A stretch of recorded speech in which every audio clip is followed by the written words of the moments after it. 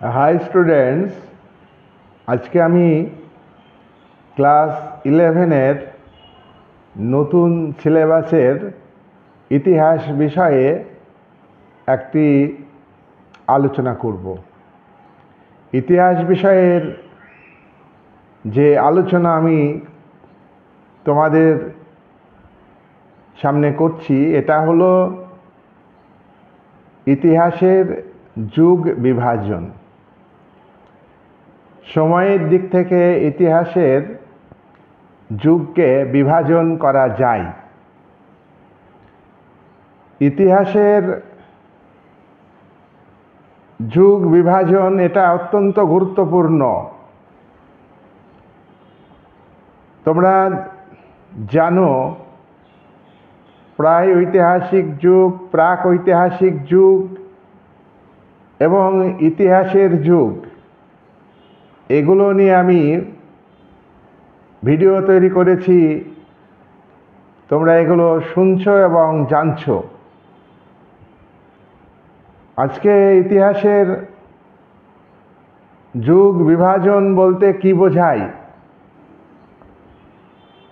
অতীতকাল থেকে বর্তমান কাল পর্যন্ত ইতিহাসের যে বিভিন্ন তথ্য,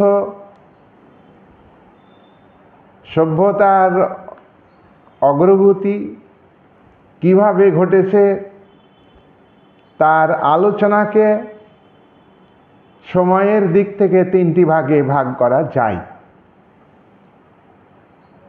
প্রথমের ইতিহাসের যে যুগ সেটাকে আমরা প্রাচীন যুগ বলি। প্রাচীন যুগ, মধ্যযুগ এবং আধুনিক যুগ, এই তিন ভাগে ইতিহাসের যুগকে বিভাজন বা ভাগ করতে আমরা পারি। প্রাচীন যুগ একেবারে অতীতকাল থেকে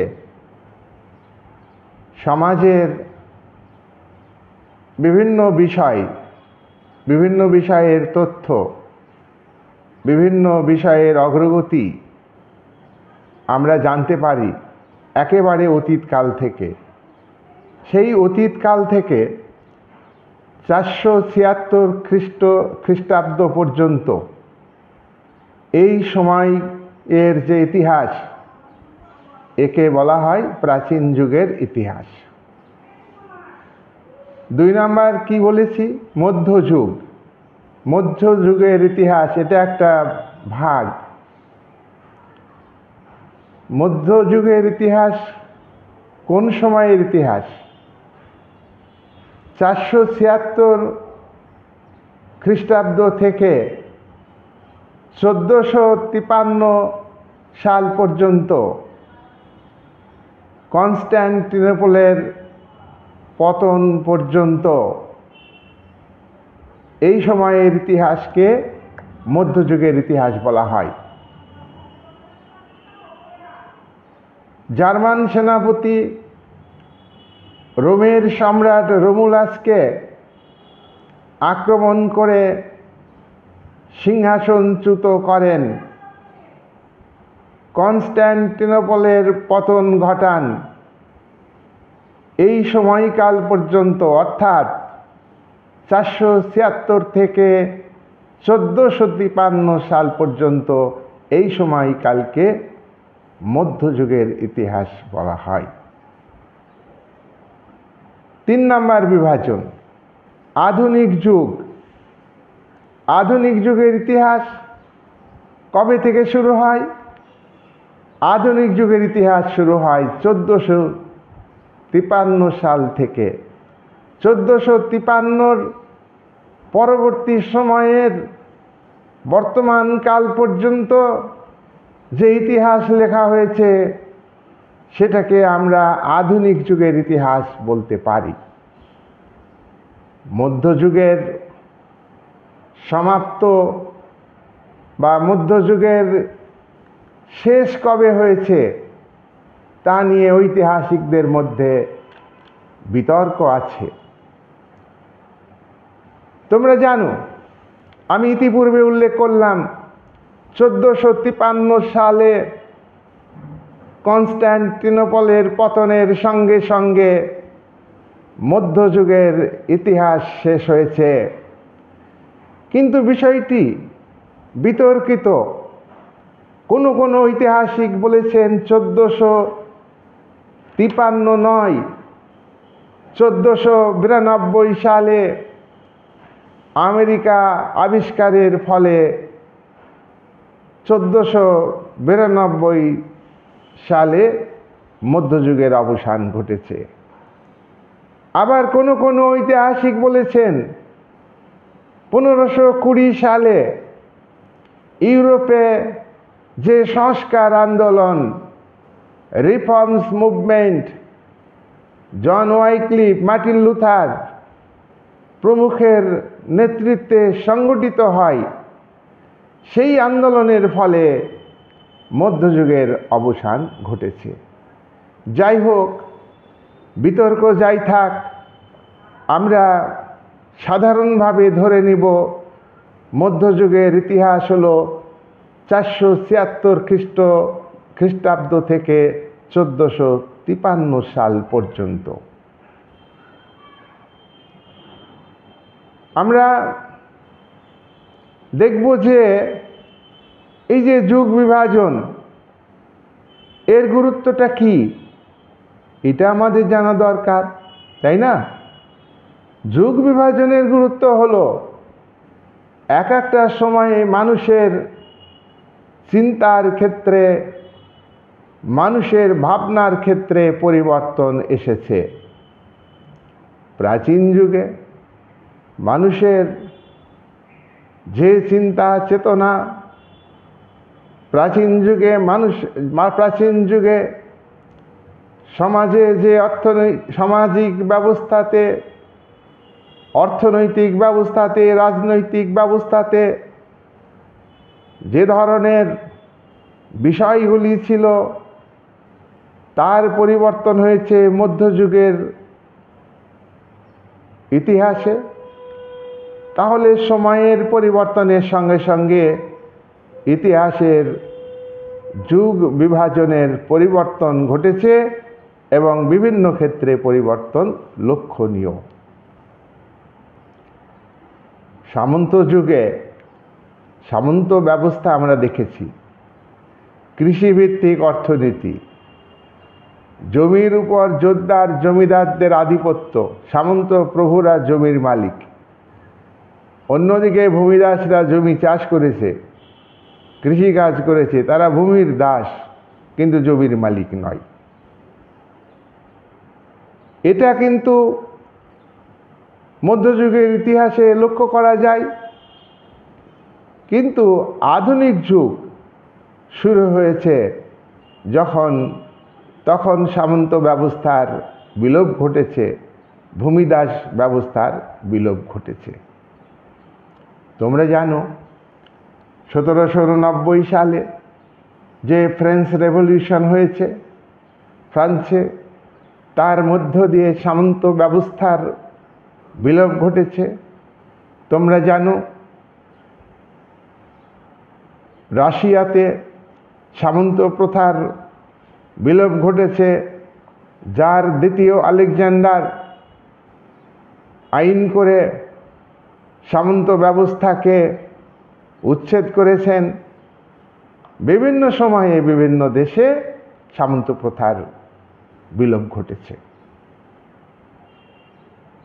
এছাড়া আমরা জানি যে ইংল্যান্ডে 1688 সালে যে রাজনৈতিক বিপ্লব হয়, যাকে আমরা গৌরবময় বিপ্লব বলি, যাকে আমরা রক্তপাতহীন বিপ্লব বলি। গৌরবময় বিপ্লব এই অর্থে যে যারা বিপ্লবী, তারা ক্ষমতায় এসেছে, তাদের দিক থেকে গৌরবময়। আবার এটাকে রক্তপাতহীন বিপ্লব বলি। কেন ইংল্যান্ডে 1688 সালের বিপ্লবকে রক্তপাতহীন বিপ্লব বলছি? কারণ এখানে রাজা দ্বিতীয় জেমস পালিয়ে যান পরিবার নিয়ে, তিনি বিপ্লবকে মোকাবেলা করেননি, কোনো রক্ত ঝরেনি বিপ্লব সংগঠনের ক্ষেত্রে, তাই এটা রক্তপাতহীন বিপ্লব। এটাকে রাজনৈতিক বিপ্লব বলছি। 1688 সালের বিপ্লবকে কেন বলছি? যে এখানে তোমার শাসন ব্যবস্থাতে সামন্ত শক্তির জায়গায় পুঁজিপতি শক্তি, মূলধনী মালিক শ্রেণী, ধনী ব্যবসায়ী, শিল্পপতি, তারা রাজনৈতিক ক্ষমতা দখল করেছে। তাদেরই প্রতিনিধি পার্লামেন্টে প্রতিনিধি হিসাবে গিয়েছে, তাদের স্বার্থ রক্ষা করেছে, রাজার ক্ষমতাকে সীমিত করেছে। এটা আমরা বলছি রাজনৈতিক বিপ্লব। তাহলে আমরা যে সামন্ত ব্যবস্থা, যে গুরুত্ব সামন্ত ব্যবস্থার যে আলোচনা, সেটা আমরা দেখলাম। আমরা প্রাচীন যুগে ইতিহাসে রাজতন্ত্র ছিল, কোনো কোনো জায়গায় প্রজাতন্ত্র ছিল, সেটা আমরা আলোচনা করব আরও ভিডিওতে। প্রাচীন যুগে কৃষিভিত্তিক অর্থনীতি ছিল, কৃষির পাশাপাশি পশুপালন ভিত্তিক অর্থনীতি, পশুপালন করত, ব্যবসা বাণিজ্য করত। এই ছিল প্রাচীন যুগের ইতিহাসের অর্থনৈতিক বিষয়। সেখানে রাজনৈতিক বিষয় রাজতন্ত্র আমি বলেছি। এইবার আমরা আধুনিক যুগ নিয়ে আলোচনা করব। ইতিহাসের আমরা প্রাচীন যুগ নিয়ে আলোচনা করেছি, আমরা মধ্যযুগ নিয়ে আলোচনা করেছি। এখন আমরা আলোচনা করব কোনটা? এখন আমরা আলোচনা করব আধুনিক যুগের ইতিহাস। আধুনিক যুগের ইতিহাসের কতগুলি বৈশিষ্ট্য তোমরা জেনে রাখো। 1 নম্বর বৈশিষ্ট্য, নবজাগরণ। মধ্যযুগে মানুষের মধ্যে কুসংস্কার ছিল, ধর্মীয় গোঁড়ামি ছিল এবং চরম রাজতন্ত্র ছিল। রাজতন্ত্রের সঙ্গে পুরোহিতদের বিরোধ ছিল। সেই জায়গায় বিরাট পরিবর্তন আসে।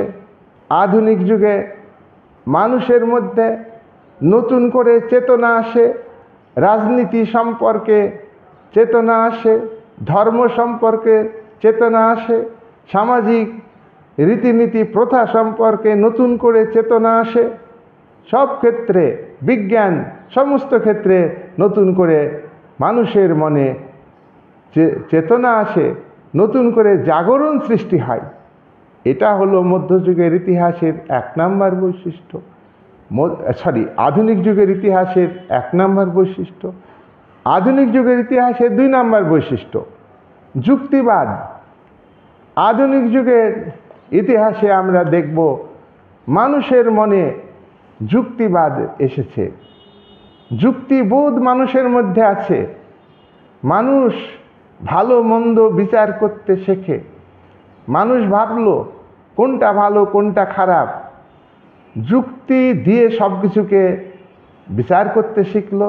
সাহিত্য, ধর্ম, রাজনীতি, সমাজ, অর্থনীতি, সমস্ত ক্ষেত্রে মানুষ যুক্তি দিয়ে বিচার বিশ্লেষণ করতে শিখল আধুনিক যুগের ইতিহাসের।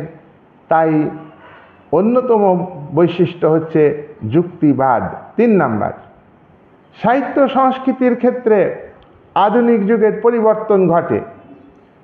সাহিত্যকে কুসংস্কার মুক্ত প্রগতিমূলক ভাবনায় বিশ্লেষণ করা, সংস্কৃতি ক্ষেত্রে একটা নতুন মূল্যবোধ, যুক্তি দিয়ে মূল্যবোধ, চেতনার মূল্যবোধ, সংস্কৃতি, শিক্ষা ইত্যাদি ক্ষেত্রে ব্যাপক পরিবর্তন আসলো। আধুনিক যুগের ইতিহাসের এটা বৈশিষ্ট্য। 4 নম্বর বৈশিষ্ট্য, মধ্যযুগে পোপের আধিপত্য ছিল। বহু ক্ষেত্রে আমরা দেখেছি পোপ যে নির্দেশ দেবেন, রাজা সেই নির্দেশ মতো শাসন কার্য পরিচালনা করবেন। পোপের এই আধিপত্যের বিরুদ্ধে আধুনিক যুগের রাষ্ট্রচিন্তাবিদ ম্যাকিয়াভেলি বলেছেন যে ধর্ম আর রাজনীতি এক নয়। রাজনীতি বাহ্যিক বিষয়, প্রশাসনিক বিষয়, আর ধর্ম হচ্ছে অন্তরের বিষয়, বিবেকের বিষয়। তাই ধর্ম এবং রাজনীতি এই দুয়ের মধ্যে গুলিয়ে ফেললে হবে না। রাজা রাজ্য শাসন করবেন, ধর্মের দ্বারা প্রভাবিত হবেন না, ধর্ম নিরপেক্ষ দৃষ্টিভঙ্গি দিয়ে শাসন করবেন। তাই পোপের যে আধিপত্য, এই আধিপত্য কমে যায় আধুনিক যুগের ইতিহাসে। আধুনিক যুগে সামন্ত প্রথার, আধুনিক যুগের আধিপত্য অর্থাৎ পোপের যে আধিপত্য, ধর্মযাজকদের যে আধিপত্য, সেটা কিন্তু দূর হলো। পোপ অন্যায়ভাবে খ্রিস্টান ধর্মের নামে ব্যভিচার অনাচার করেছে, চার্চের নামে সম্পত্তি কিনে নিজেরা ব্যবহার করেছে। তার বিরুদ্ধেও প্রতিবাদ হয়েছে। মার্টিন লুথার অর্থাৎ সংস্কার আন্দোলন ঘটেছে। এখানে ধর্ম আর রাজনীতিকে এক করে ফেলা ঠিক নয়, এটা আধুনিক যুগের বৈশিষ্ট্য। 5 নম্বর বৈশিষ্ট্য, সামন্ত প্রথার বিলোপ। আধুনিক ইতিহাসের একটা গুরুত্বপূর্ণ বিষয় সামন্ত প্রথার বিলোপ। সামন্ত প্রথাতে একদিকে সামন্ত প্রভু জমির মালিক, তারা শোষক, তারা অত্যাচারী। অন্যদিকে ভূমিদাস, যারা দাস সমাজের দাস ছিল, কৃতদাস ছিল, তারা সামন্ত সমাজে ভূমিদাসে পরিণত হয়েছে। এই ভূমিদাসরা কিছুটা স্বাধীনতা পেলেও তারা ছিল শোষিত, বঞ্চিত। তারা ভূমির সঙ্গে দাসত্ব করত।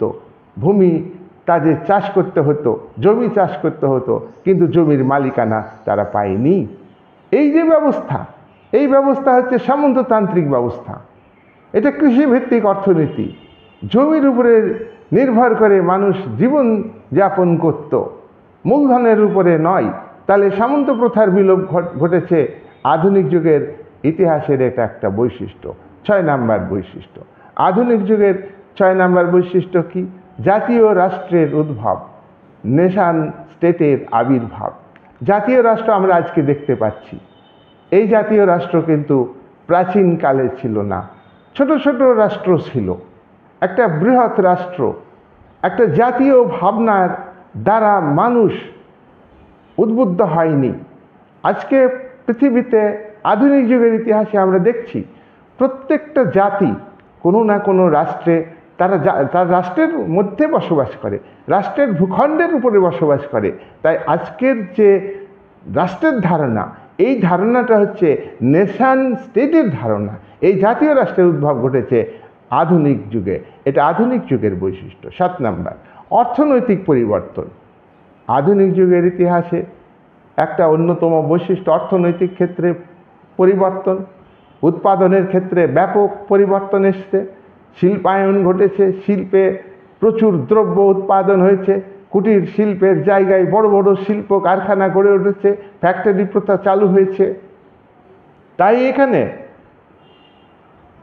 এখানে মানুষের আয় বেড়েছে। এই অর্থনীতি হচ্ছে পুঁজিতান্ত্রিক অর্থনীতি, ধনতান্ত্রিক অর্থনীতি। মূলধনই হলো উৎপাদনের মূল বিষয়, তার পাশাপাশি যন্ত্রপাতি, শ্রমিক। তাই অর্থনৈতিক ক্ষেত্রে ব্যাপক পরিবর্তন, এটা আধুনিক যুগের ইতিহাস। 8 নম্বর পয়েন্ট, শ্রম বিভাজন। আগে মধ্যযুগে বা আগে প্রাচীন যুগে ছোট ছোট শিল্প ছিল, ঘরে বসে শিল্পীরা দ্রব্য উৎপাদন করত, ছোট ছোট যন্ত্রও ব্যবহার করত। কিন্তু এখন আধুনিক যুগের ইতিহাসের অন্যতম বৈশিষ্ট্য হলো যে শ্রম বিভাজন। একটা দ্রব্য উৎপাদনের ক্ষেত্রে যে বিভিন্ন কাজ আছে, সেই কাজগুলিকে ভাগ করে এক একটা কাজ এক একটা শ্রমিক করবে। এতে শ্রম দক্ষতা, ডিগনিটি অফ লেবার, এটা বৃদ্ধি পেয়েছে। তাই শ্রম বিভাজন আধুনিক যুগের ইতিহাসের অন্যতম বৈশিষ্ট্য। তাহলে আধুনিক যুগের ইতিহাসের বৈশিষ্ট্যগুলো আবারও আমি পয়েন্ট আউট করছি। নবজাগরণ 1 নাম্বার, 2 নাম্বার হচ্ছে যুক্তিবাদ, 3 নাম্বার হচ্ছে সাহিত্য সংস্কৃতির পরিবর্তন, 4 নাম্বার পোপের আধিপত্য হ্রাস বা কমে যাওয়া, 5 নাম্বার সামন্ত প্রথার বিলোপ, 6 নাম্বার জাতীয় রাষ্ট্রের উদ্ভব, 7 নাম্বার অর্থনৈতিক পরিবর্তন, 8 নাম্বার শ্রম বিভাজন, ডিভিশন অফ লেবার। আজকের এই সংক্ষিপ্ত ভিডিও তোমরা শুনবে ভালো করে মনে রাখবে এবং পয়েন্ট করে আমি বলেছি, ভিডিও চালিয়ে খাতায় লিখে নেবে। তোমরা আশা করি এই ভিডিও তোমাদের কাছে ভালো লাগবে, আকর্ষণীয় হবে। আমি চেষ্টা করেছি আলোচনার মধ্য দিয়ে মূল বিষয়গুলিকে তুলে ধরবার, সংক্ষেপে আমি তুলে ধরেছি। এই বলে তোমরা ভালো থাকবে, সুস্থ থাকবে এই আশা করে আমি বিদায় নিচ্ছি।